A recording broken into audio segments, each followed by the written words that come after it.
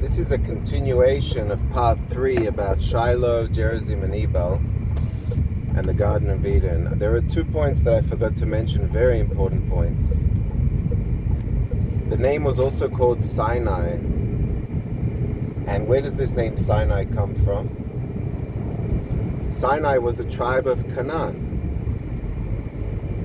If you go to Genesis 10, you have the Jebusite, the Amorite, the Hittite, the Hivite, and one of those tribes is the Sinite. In Hebrew, Sinai. Literally, Sinai. This proves that Mount Sinai is in the land of Canaan, meaning it's in the land of Israel somewhere. Okay? It's not outside of it. It's not that we went to Mount Sinai outside of Israel and then we came into the promised land. No. No. We came inside the land of Israel to Mount Sinai. We worshipped the golden calf, and as a punishment, we were sent to the desert for 40 years, and then we came back into the land. Don't forget those important points. Of course, the punishment was because of the spies, but really, it started at Mount Sinai with the golden calf. So, not to get sidetracked, because we're focusing on names of the place. We went through the Garden of Eden. We went through Horeb, we went through Sinai. We went through Shalem, Ararat, Adonai Yireh, Bethel, Luz, and Shiloh. But there's one place we didn't discuss, which is very important, and that's Sukkot. Sukkot.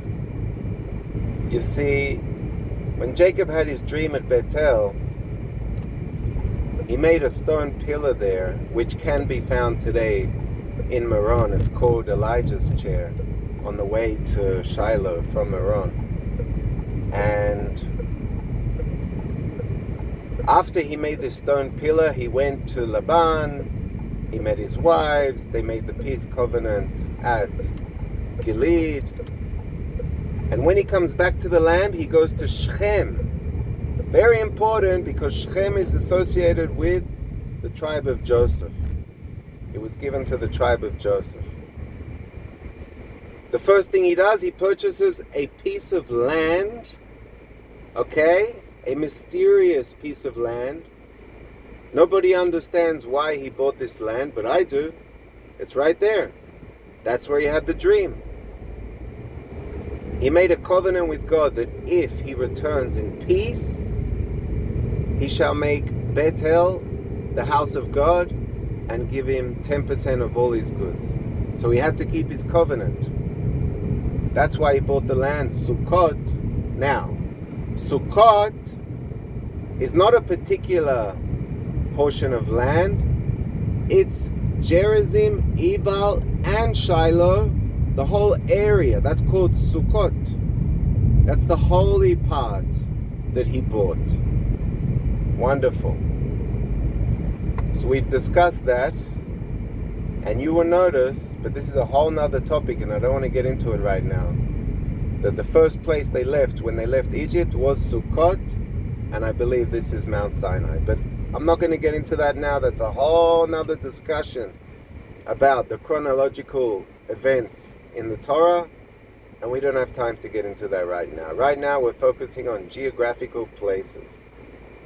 So we've discussed that the city of Meron is Mount Ebal, also associated with the grave of Hillel, and Mount Gerizim is the mountain where the grave of Shammai is, the famous Hillel and Shammai from the Mishnah. And above these two mountains is Bethel and Shiloh. Wonderful. Okay. So we've discussed that. We've discussed the fact that Gerizim and Ebal are opposite the Gilgal, which we established was in the Golan Heights. And we talked about all the different names.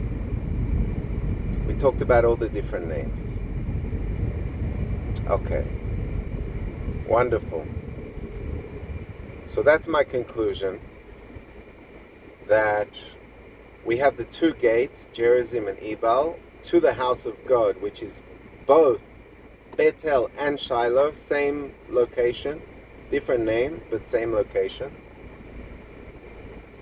And this is in a place today called Ein Zeved or Ein Zabud, above Meron and Shammai. And it's a spring of water, believe it or not. And it doesn't flow all year round, but it is a spring of water. And it does flow quite heavily in the winter time. So I believe this is the place, the Holy of Holies. And that's what my book is about. And we don't need to get into all the other geographical locations, but that's basically what happened. They left Egypt, they went to Meron, Mount Sinai, that's where they received the Torah, then they got exiled, and they were in the desert for 40 years. Now, Aaron, the high priest, he was buried on Mount Hor. Okay, Mount Hor literally in Hebrew means mountain of mountains. And I believe this particular mountain is associated with Mount Tabor of the Galilee. That's where he's buried. And that's where they were most of the 40 years in the desert. Mount Tabor. That's where they were worshipping God for the 40 years in the desert. So we've covered Aaron, we've spoken about Beersheba, we've spoken about Hebron and Jerusalem being associated with the city of Tzfat. And we've spoken about Shechem, Shiloh, Gerizim, and Ebal being associated with Meron. That's the most important part. The three places where Abraham lived. Beersheba being Gan HaShlosha, next to Bet Shan, which is Grar, and all the other cities. Next, we're going to talk about the Messiah from Judah versus Joseph in part 4.